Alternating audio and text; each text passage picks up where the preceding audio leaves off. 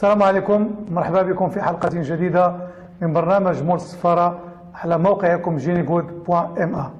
الحلقة ديال اليوم اللي غادي نتناولوا فيها المخلفات ديال الدورة 11 من البطولة الاحترافية، بالإضافة إلى المقابلة المتأخرة عن الدورة العاشرة واللي جمعت بين فريقي الدفاع الحسني الجديدي والرجاء البيضاوي. هذه المقابلة اللي قادها السي عادل زراق بمساعدة صديق عبد الرحمن وأمين العريسي.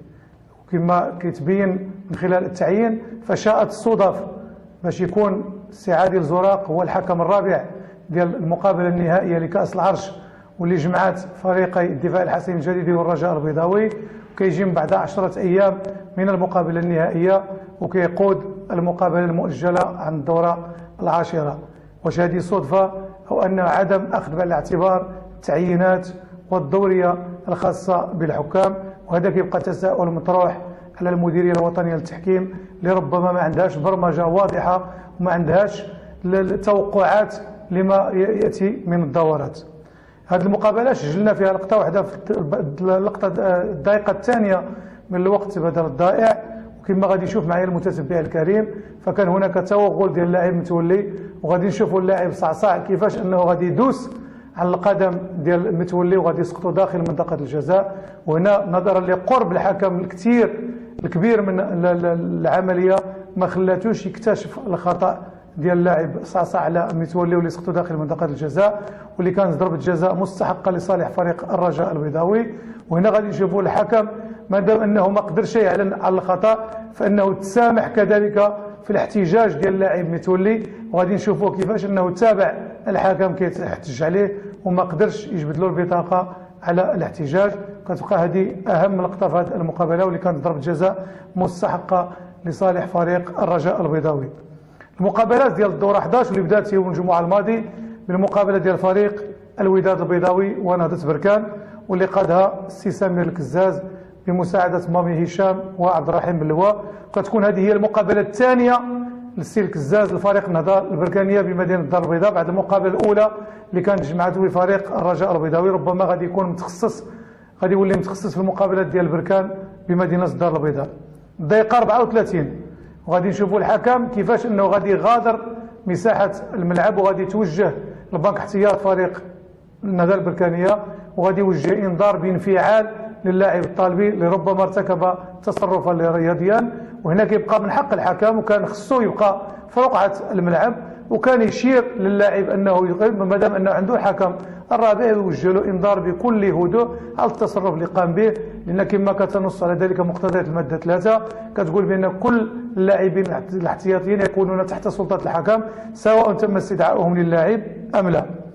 الدقيقه الثالثه من الوقت بدل الضائع بالنسبه للشوط الاول، غادي نشوفوا الحكم هنايا غادي يعلن على ضربه جزاء لصالح فريق الوداد البيضاوي، وغادي نشوفوا هناك كانت ضربه راسيه للمهاجم ديال فريق الوداد البيضاوي، وغادي نشوفوا اللاعب بلطان كيفاش انه غادي يعترض الكره رغم ان كانت العمليه القرب، ولكن اليد ديالو مشات وحاولت تقطع الكره باش ما توصلش للمهاجم ديال فريق الوداد البيضاوي الثاني. وهنا كان قرار صائب ديال السي سمير الكزاز، واعلن على ضربه جزاء مستحقه لصالح فريق الوداد بالاضافه للانذار، لان كانت هناك فرصه واحده. وهنا لابد باش نشيروا لواحد المساله اساسيه، هو الاحتجاج ديال فريق النهضه البركانيه على التوقيت اللي جات فيه ضربه الجزاء، واللي جات في الثانيه 30 من بعد 3 دقائق اللي اعلن. فهنايا كما كتنص على ذلك مقتضيات القانون خصوص الماده 7 اللي كتهضر على الوقت بدل الضائع، فالحكم هو اللي كيقدر هذا الوقت بدل الضائع.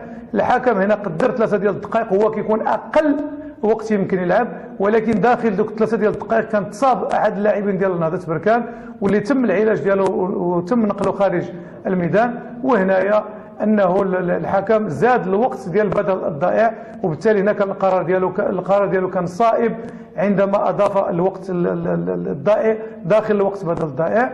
وهنا لابد باش نشيروا، لان كما كان الاحتجاجات ديال المدرب ديال فريق نهضه بركان بانه الاصابه تسجلت في الدقيقه 50، فهنايا المقتضيات ديال القانون الخصوص الماده 7 كتنص وكتاكد على ان الحاله ديال ضربه الجزاء هي الحاله الوحيده التي يلزمها الحكم باش يمدد فيها الوقت من اجل التنفيذ.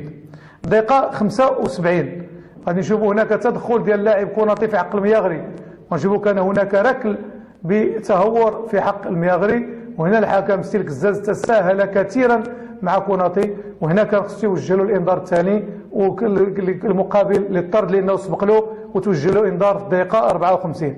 نفس الشيء يمكننا نقوله في الدقيقه 79 على اللاعب الرامي واللي دار تصدي بتهور على اللاعب بالرابح، وهنا كذلك الحكم تساهل معاه وكان ممكن انه يجبد له الانذار التالي وبالتالي الطرد انه سبق له تلقى انذار في الدقيقه 39.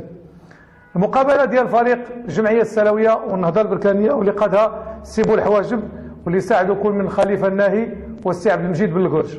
السي عبد المجيد بالقرش اللي عاد دوز الاختبار البدني الاربعاء الماضي 27 في الشهر، وبالتالي كتكون اول مقابله ديالو بالنسبه للقسم الوطني الاول. وهنا كيبقى السؤال مطروح على الناس ديال المديريه، فين هو الاستعداد ديال الحكم وفين هو العدد ديال المقابلات اللي يمكن تخول له مقابله مصيريه بهذا الوقت، بالخصوص انهم كاينين حكام دوليين اللي جالسين وما كيلعبوش، بخصوص لو جينا نلقاو السي عبد الله الفيلالي محب من عصبه الوسط الشمالي، ولكن ربما الانتماء ديالو لعصبه الوسط الشمالي هو اللي ما يخليه شيء بانه يتعين باش غادي يلعب، وربما الاخبار راه في راس السي العرجون. دقيقه 45 وغادي نشوفوا هنايا الحكم السي بوالحواجب اعلن على ضربه جزاء لصالح فريق الجيش الملكي، ومن خلال الاعاده كيبان بانه السي بن جلول هو اللي رجع لعند اللاعب وحاول يصطدم به باش يبروفوكي ضربه جزاء، وبالتالي هنايا القرار ديال الحكم كان قرار خاطئ عندما اعلن ضربه جزاء عند الفريق الجيش الملكي واعطى انذار للاعب اوشلا الذي لم يرتكب اي مخالفه، باستثناء انه مشى مع اللاعب واللاعب هنا بالذكاء ديالو انه رجع باللور ديالو اصطدم معاه باش بروفوكا ضربه جزاء، وبالتالي القرار ديال الحكم كان قرار خاطئ عندما اعلن عن ضربه جزاء لصالح فريق الجيش الملكي. دقيقه 51 نتمنى ان المتتبع الكريم يشوف معايا هذه اللقطه ويشوف الحارس القرولي كيفاش انه غادي يضرب الكره باليد ديالو غادي يولي يلمسها ثانيه، وهذه من المخالفات اللي كتنص عليها الماده 12 المتعلقه بحارس المرمى الذي يمنع عليه القانون منعا كليا ان يلعب الكره مرتين، ان يلعب الكره باليد ديالو واللي يلعبها مره ثانيه، وربما هذه اخفات على السي بوالحواجب وكذلك على السي عبد المجيد بالقرش المساعد الثاني. دقيقه 66 وهنا غادي نشوفوا ضربه جزاء اللي اعلن عليها السي بوالحواجب لصالح فريق الجمعيه السلويه. كان هناك مسك ديال اللاعب المراني للمهاجم رقم 9 من فريق الجمعيه السلويه اسقاطه داخل منطقه الجزاء، وهنايا كان قرار صائب ديال الحكم. غنشوفوا الدقيقه 70 والدقيقه 80 واللي كانوا بجوجهم اخطاء بتهور ديال اللاعب شاكر من فريق الجيش الملكي وربما كان محظوظ في هذه المقابله. في الدقيقه 70 غنشوفوا كيفاش غادي يرتكب مخالفه بتهور، وهنا الحكم غادي يتساهل معاه، ونفس الشيء غادي يدير في الدقيقه 80 عندما قام بتصدي بتهور على اللاعب قلوش وامام انظار الحكم المساعد الاول السي خليفه الناهي. وهنا السي بوالحواجب تساهل كثيرا مع اللاعب شاكر، لو طبق مع القانون كان سيتلقى الورقه الحمراء في هذه المقابله وكان سيطرد. على العموم فالتحكيم ديال السي بوالحواجب كان يناقش في هذه المقابله، وربما مجموعه ديال الملاحظات اللي توجه له سواء المقابله ديال الديربي او هذه المقابله، فخص الناس ديال المديريه انهم ينتبهوا لهذه المساله لاننا مقبلين على مقابلات حارقه.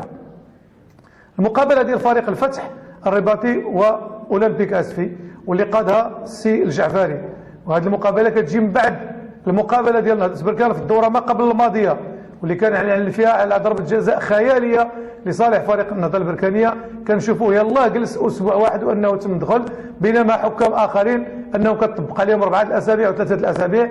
وهنا كنطرحوا السؤال على المديريه ديال التحكيم والخصوص على السي العرجون المكلف بالتعيينات، ما هي المعايير المتخذه في معاقبه الحكام؟ الملاحظه الثانيه غادي نشوفوا المساعد الثاني اللي هو السي ابو حميده لساعد السي الجعفري في هذه المقابله الثانيه على التوالي اللي كيقود الفريق اولمبيك اسفي بعد المقابله ديال الاسبوع الماضي واللي كانت جمعات بين الكوكب المراكشي واولمبيك اسفي واللي ساعد فيها ابو شعيب الحرش. وهذه من الاخطاء الشائعه اللي صبحات عند السي العرجون، لان ربما ما عندوش واحد الاورغانيغراف، ما كيتابعش انه كتندار التعيينات بطريقه عشوائيه واعتباطيه بدون اخذ الاعتبار عدد ديال المقابلات والترتيب ديالها.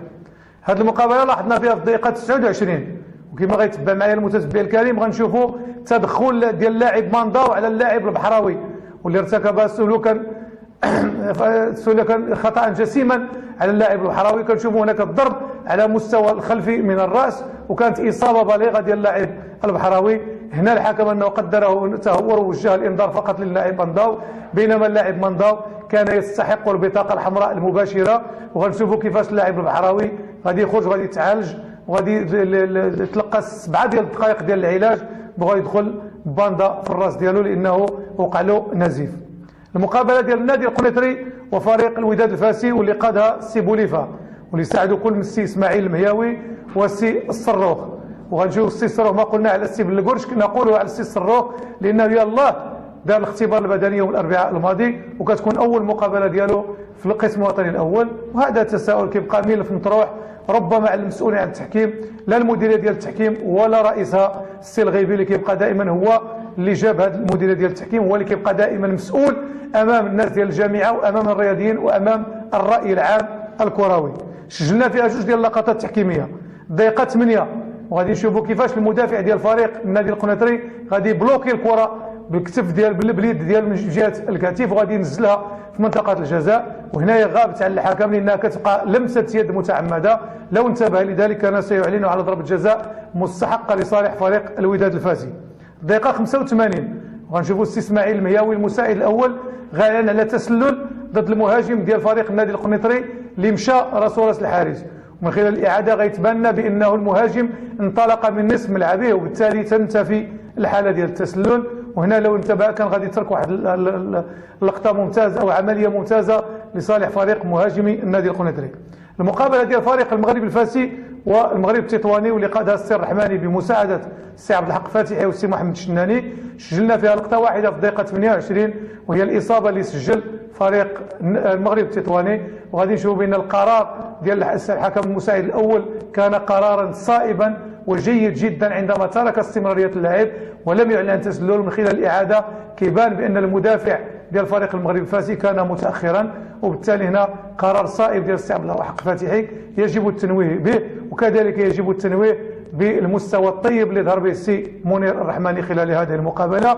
ونفس الشيء يمكننا نقولوه على السي منير مبروك اللي قاد المقابله ديال فريق الكوكب المراقشي واولمبيك خليفكا، واللي ساعدوا كل من السي خالد العدجي والسي المساكي عبد المجيد. وهنا كيبان من خلال هذا التعيين بانه المديريه انه قلبات الحكمين المساعدين، فردات السي عبد المجيد المساكي ربما كيديروا له 10 دورات ب10 دورات، ما كنعرفوش شنو هما المقاييس والمعايير اللي كتعتمد عليها المديريه في منح صفه الحكم المساعد الاول والمساعد الثاني.